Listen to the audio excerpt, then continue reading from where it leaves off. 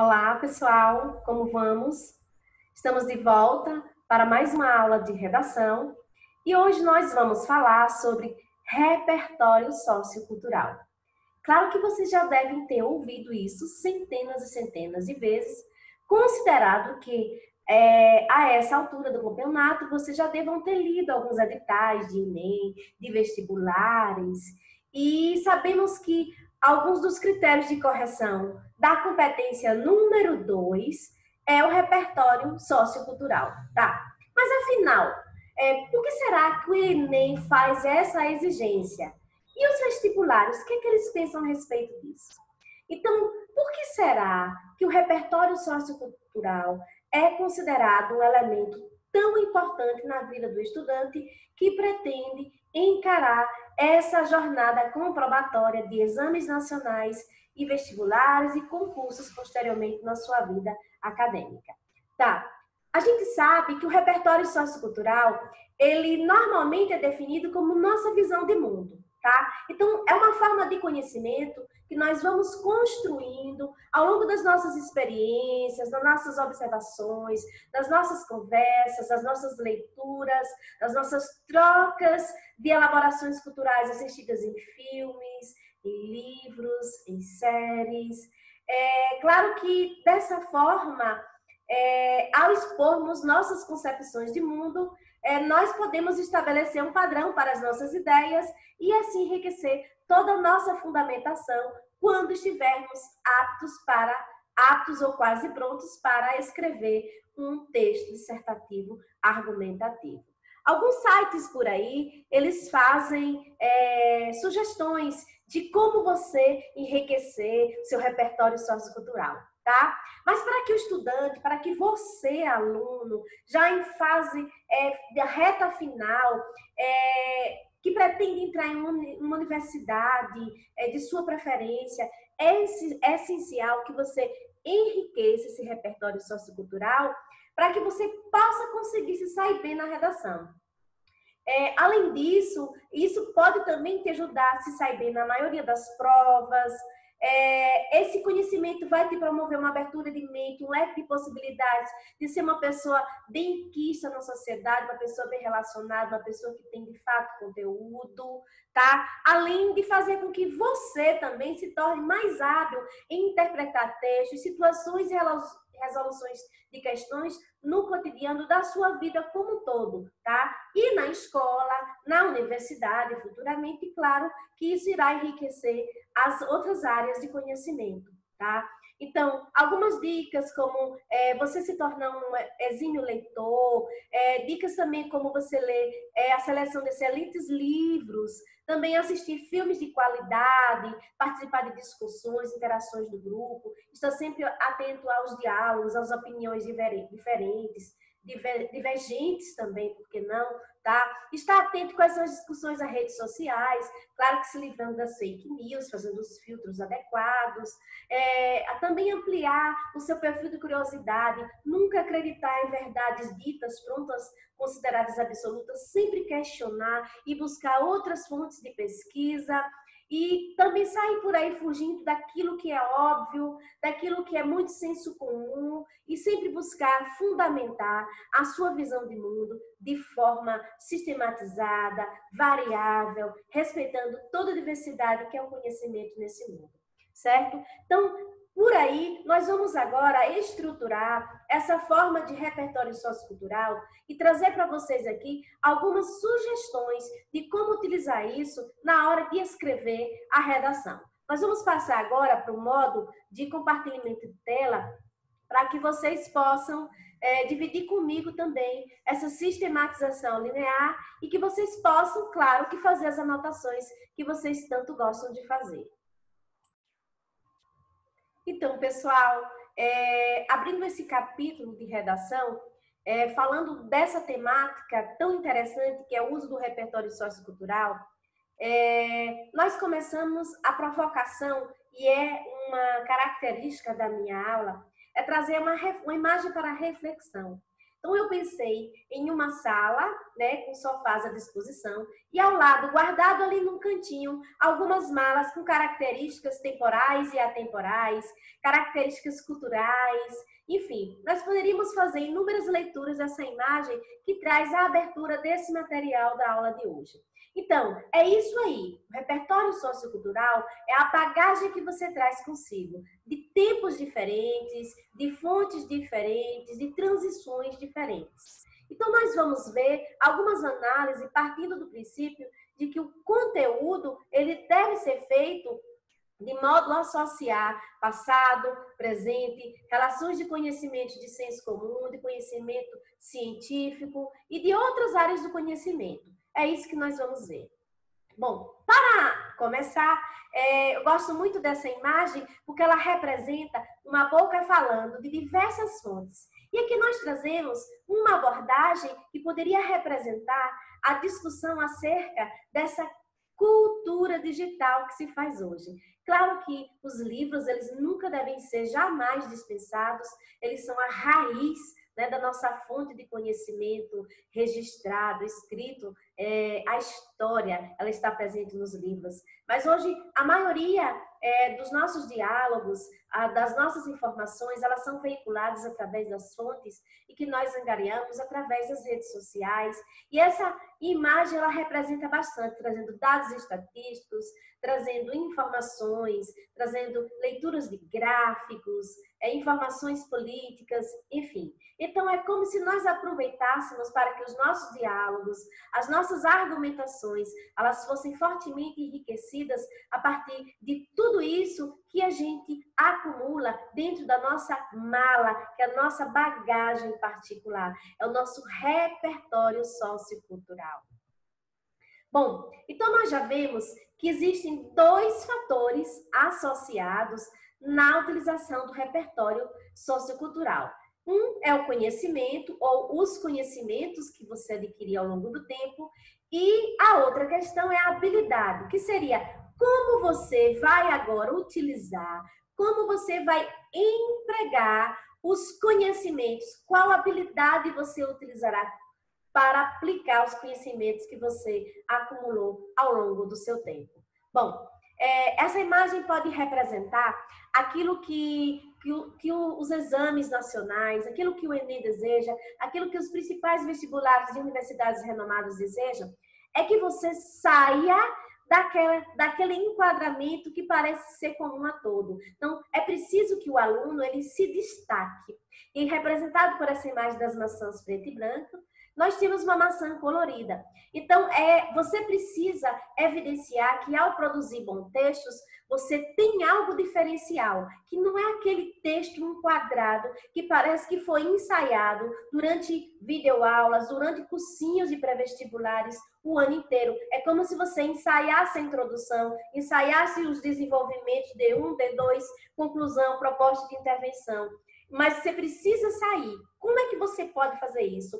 Demonstrando que você pode utilizar, que você tem habilidades de articular de forma organizada, bem elaborada o seu conhecimento. Isso vai fazer com que você se torne um aluno de destaque entre os demais que também estão prestando o mesmo tipo de concurso, o mesmo tipo de exame, o mesmo tipo de vestibular que você também está prestando.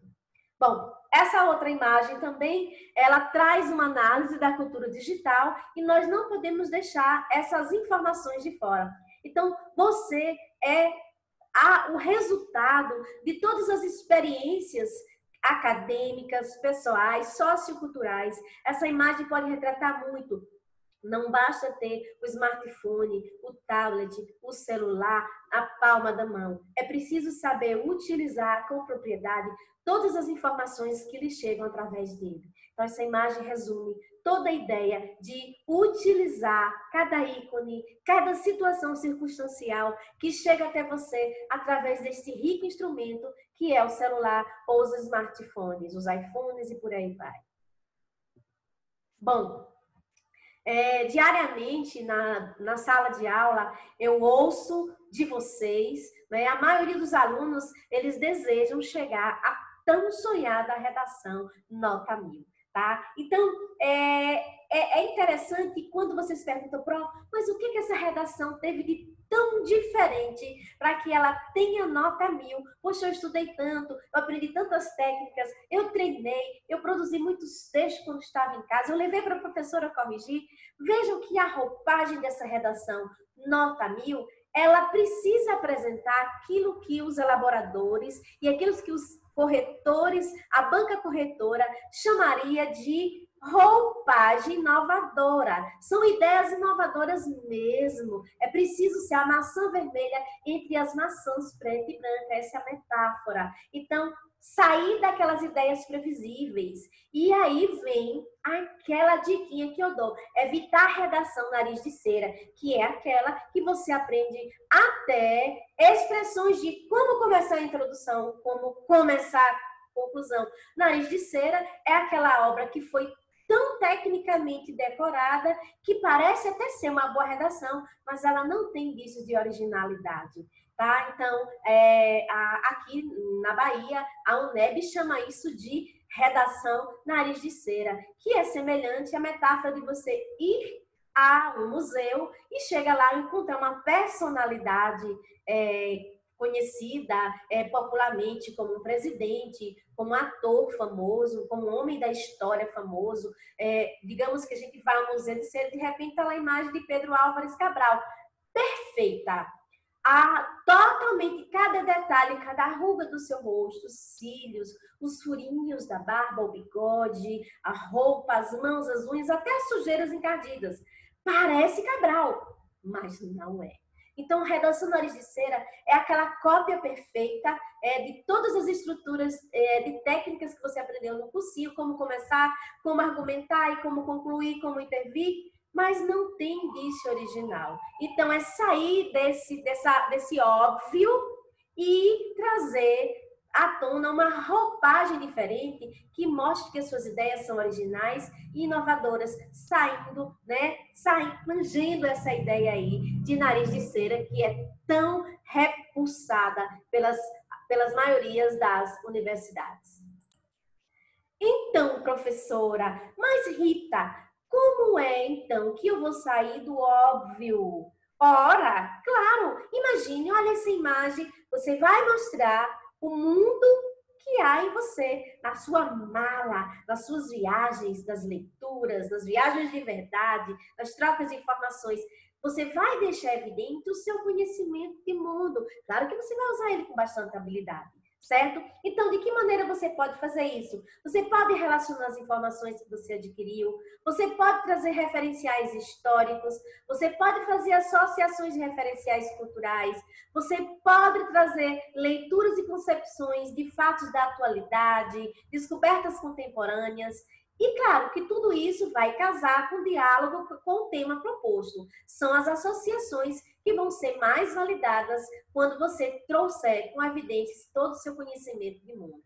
Bom, para isso, você precisa demonstrar, você que então será o futuro candidato, precisa demonstrar muito mais apurado senso crítico. É aquela pessoa representada muito brilhantemente por essa imagenzinha do slide, que está pensando fora da caixa, sair daquelas ideias prontas, enquadradas da redação nariz de cera. O que isso vai resultar? Claro que isso perfeitamente vai contribuir na avaliação da competência número 2, que diz respeito à defesa de um tema com proficiência. Isso vai certamente valorizar o seu repertório sociocultural. Obviamente, se você fizer isso, você vai mostrar que o seu senso crítico ele é bastante apurado e o seu repertório vai se tornar muito mais produtivo. Bom, agora tem uma coisa que se faz importante, está bem destacado para que vocês possam, inclusive, ler comigo e relembrar disso aí. Não basta somente mostrar conhecimento de mundo se as informações apresentadas não estiverem contempladas no tema proposto ou não validarem a tese escolhida. O repertório sociocultural deve servir para embasar o tema e a tese, subordinando-se a eles, e o raciocínio do qual ele faz parte deve estar plenamente desenvolvido. Lembra do que eu já falei algumas vezes para vocês? Não adianta você usar informações importantes, como falar do advento da globalização, da Revolução Industrial, da Segunda Guerra Mundial, de geopolítica, e você não fazer associação ao conteúdo, certo? Ou ficar enchendo de informações e aí vai virar aquilo que eu chamo de encher e enrolar linguiça. Muito cuidado, isso é muito importante, pessoal. Bom, então, como é que nós vamos fazer isso? Claro que existem várias maneiras de usar o repertório sociocultural. Um deles, entre tantos, seria o uso de citações. Obviamente, esse aí seria, de fato, o resultado das leituras com sucessos que vocês fizeram, tá? Como vocês podem fazer isso? Fazendo menção às ideias de autores consagrados, citando nomes importantes de monstros da ciência, da arte, da filosofia, da psicologia, da contemporaneidade, inclusive, e também fazer uso disso como um argumento de autoridade sobre o assunto, tudo relacionado ao tema. Existe também, dentro dessa perspectiva do uso de situações, duas vertentes. O uso de citações que pode ser feito através de pessoas, que são essas ideias, originalmente, de pessoas célebres, conhecidas historicamente, cientificamente, em qualquer área do conhecimento.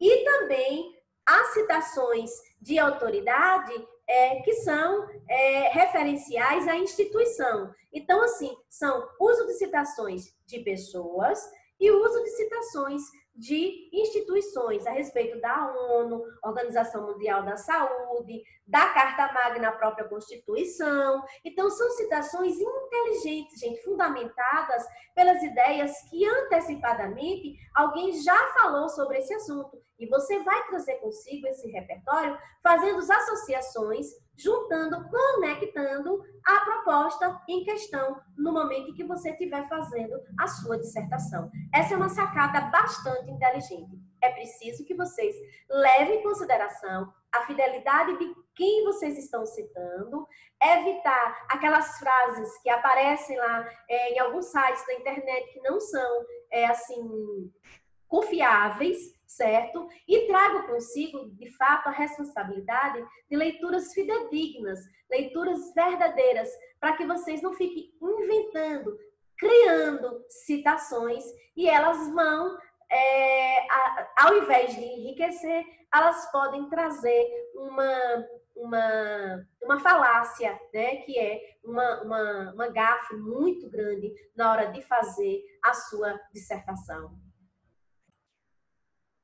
A exemplo de citações e associações de ideias, o livro de vocês traz alguns exemplos. É importante que vocês façam a leitura, estando lá focada no capítulo número 11, e eu filtrei algumas para que nós possamos discutir. Já que eu não gosto de dar exemplos de citações, porque eu acredito que você tem autonomia para trazer e associar as suas próprias leituras, tá? Até mesmo porque eu defendo a ideia da impressão digital da escrita e cada um tem uma linha de raciocínio, tem uma conduta para a escrita, tá? Eu, por exemplo, gosto muito de usar a literatura como elemento de citação, de autoridade, gosto de usar psicologia, gosto de usar filosofia. Então, essa preferência é sua. Você pode usar antropologia, você pode usar sociologia, você pode trazer até citações contemporâneas. Teve um aluno, um dia desse, que estava citando o professor Leandro Carnal, o Mário Sérgio Cortella, o Luiz Felipe Pondé e outras autoridades de sua preferência políticas, inclusive, desde que esteja associada diretamente com a problemática e o assunto desenvolvido no tema da dissertação. Então, vamos lá. Essa aí é uma clássica, né? Uma máxima clássica. O homem é lobo do homem, que é uma frase de Thomas Hobbes, é uma citação tranquila, né? E ela traz como sugestão um diálogo sobre uma citação que você pode associar sobre o sistema judicial, essa relação de conflito, que pode ser equilibrada pelas leis e trazer consigo ordem da sociedade. Então, sempre trazer a citação, associar, discutir, para que seu argumento ele seja validado, tá? A próxima, essa é muito popular, ela diz o seguinte: ao vencedor, as batatas. É uma citação da literatura de Machado de Assis, no livro Quincas Bordas. Então, ele fala que talvez poderia ser utilizado em alguma dissertação que trouxesse uma abordagem do processo de seleção natural, onde os mais fortes e preparados podem vencer as diversidades, as dificuldades, enfim. Então, é trazer com você a sua preferência, a sua impressão digital, o seu modo como você vai fazer a sua abordagem, se é alusão histórica, se é uma referência geográfica, se você gosta mais de voltar para questões estatísticas, até as ciências exatas, elas podem entrar nessas citações, desde que você tenha habilidade para utilizar com propriedade essa forma de conhecimento.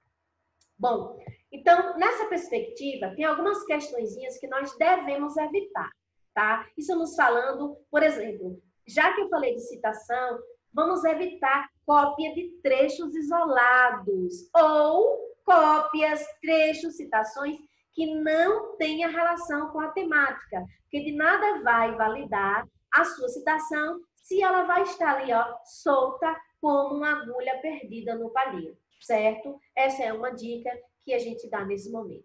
A outra dica é que vocês tenham cuidado com os ditos populares, tá? Professora, a gente não deve utilizar ditos populares? Sim, até pode.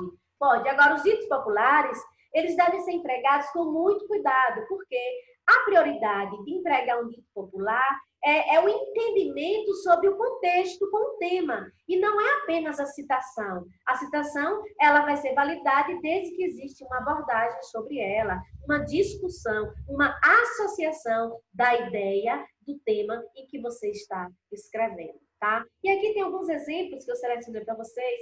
Água mole em pedra dura, tanto bate até que fura.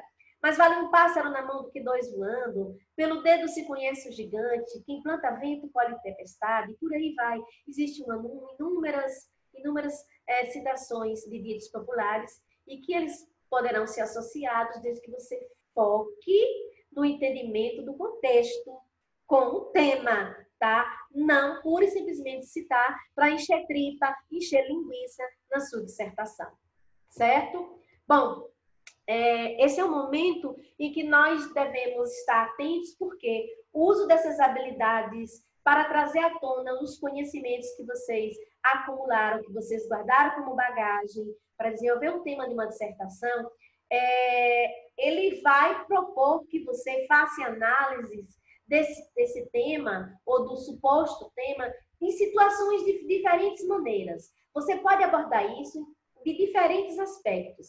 Isso vai depender muito do cunho da discussão que você queira propor a partir da tese que você vai construir. Você pode abordar aspectos voltados para a economia, você pode fazer abordagem pela retrospectiva, trazendo referenciais históricos, você pode trazer também registros geopolíticos, certo? É uma abordagem muito interessante, tá? Você pode trazer aspectos sociais e aspectos culturais. Então, a diversidade das áreas dos conhecimentos, elas vão promover que você possa analisar o tema e verificar que dentro das diferentes possibilidades que você traz como repertório cultural, você pode selecionar, tá? E colocar em páreo com a discussão em conformidade com o tema que você está abordando. Bom, existem algumas coisas que são bastante restritas e é interessante que você esteja atento para isso. Vamos chamar aqui a atenção para o uso de discursos e ideias prontas, que são os chavões, que são as frases feitas, que são aquelas ideias de senso comum, onde o todo é maior do que as partes, parece que todo mundo pensa a mesma coisa. E a outra questão vamos chamar de entendimento raso, é quando você não aprofunda bem a problemática envolvida no tema. Você vai dar um caráter de superficialidade e também, quando você vai usar um discurso impregnado de ideias prontas, significa que sua dissertação ela não vai ter um caráter de originalidade. Então, você vai receber uma análise lá no espelho da redação, um quesito que vai dizer que a sua dissertação não tem índice de texto autoral. Muito cuidado com isso. Então, eu trouxe uma imagem, eu acho que ela representa bastante isso, que é um cérebro, né, guardado lá na conserva, e alguém vai lá e coloca, né, um fiozinho e vai representar tudo que o outro já disse ali. Não estamos falando das citações, estamos falando de discursos prontos. É diferente de citação, porque uma citação vai trazer um enriquecimento, porque você vai discutir a citação. Agora, quando você já traz uma ideia pronta e simplesmente a reproduz, isso aí não vai trazer potencial de enriquecimento para a sua dissertação. Tá, pessoal? Muito cuidado com isso aí. Estamos falando aqui de repertório sociocultural. Então, isso não vai... eu não vou selecionar questões apenas da língua portuguesa, apenas da história. Vamos trabalhar os nossos conhecimentos, usando as habilidades, fazendo associações de áreas, que nós vamos chamar de áreas integradas. Nós vamos utilizar tanto áreas das ciências humanas, quanto das ciências exatas, as ciências da natureza, atualidades e questões do senso comum, quando o tema disser respeito a essa questão, que possamos trazer a abordagem de senso comum. Muito embora eu não defenda o modelo de redação, de argumentação por senso comum, porque eu acredito que ela é muito simplória, tá? O todo é maior do que as partes, se todo mundo pensa, então não é uma redação que vai ser a maçã vermelha no meio das maçãs em preto e branco.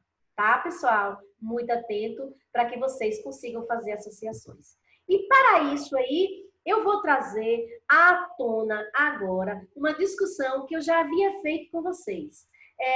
Para que a gente se torne um leitor competente, é preciso que nós desenvolvamos algumas habilidades. Uma delas é ler o código escrito, que seria decodificar. Seria apenas atribuir significados aos sons, a construção de letras, sílabas, palavras, frases, períodos, parágrafos e textos. Seria aquela leitura reta, tá? Saber o código, citar informações, nananana. Seria aquela leitura apenas decodificando o código da língua portuguesa. A segunda seria fazer a localização de informações que são pertinentes ao que eu estou procurando dentro de um determinado contexto. E a terceira habilidade seria fazer a associação de conhecimentos prévios que já tenho ao longo da minha existência. Então, essas três habilidades, elas são indispensáveis para que você seja, de fato, um leitor proficiente, um leitor competente. Então, relembremos aqui que, além de saber o código, que também faz parte do seu repertório sociocultural, tá? Além de saber citar informações, independente de qual área você esteja se referindo, em qual seja das ciências exatas, seja das ciências humanas, ciências da natureza, enfim, além de fazer tudo isso, é preciso que você utilize isso como argumento e você coloque o seu ponto de vista, o seu juízo de valor, que nós vamos traduzir isso como argumento versus discussão. Sempre que se usar um argumento que não pertence a você, você deve associar as suas leituras de mundo, tá? Não vou dizer nem sua leitura, as suas leituras de mundo. Então, argumentar, discutir. Com isso aí, vamos estabelecer o quê? Uma associação de todas as habilidades dentro da perspectiva de um tema que você está abordando no momento, tá? Claro que tudo isso vai estar vinculado a um contexto temático, sendo que cada circunstância será definida por uma proposição temática em caráter específico. Então, pessoal, a bagagem de vocês é muito recheada. O que deve se fazer agora é priorizar e selecionar ideias que são pertinentes ao contexto situacional, que é o momento em que você pega a redação, você lê o tema, você lê os textos da coletânea, utilizou a habilidade de ler o código, agora é fazer localização de informações, como interpretação de dados, de gráficos, de temporalidades, de marcas temporais, históricas, fazer associação de tudo isso, promover argumentos inteligentes e propor uma discussão trazendo à tona toda essa sua habilidade que vai comprovar que dentro desse eixo temático você é um escritor de fato competente e vai fazer diferença entre todas aquelas maçãs que antes eram preta e branca. Você é a maçã vermelha da metáfora inicial da aula de hoje. Ok, pessoal? Estamos quase chegando ao final e, como é marca da minha aula, eu trago aqui para vocês uma contribuição desse monstro da filosofia, que é Carlos Drummond de Andrade. Quem nunca viu, quem não sabe quem é o cara que tinha uma pedra no meio do caminho, mas não é dessa pedra que a gente está falando hoje, não.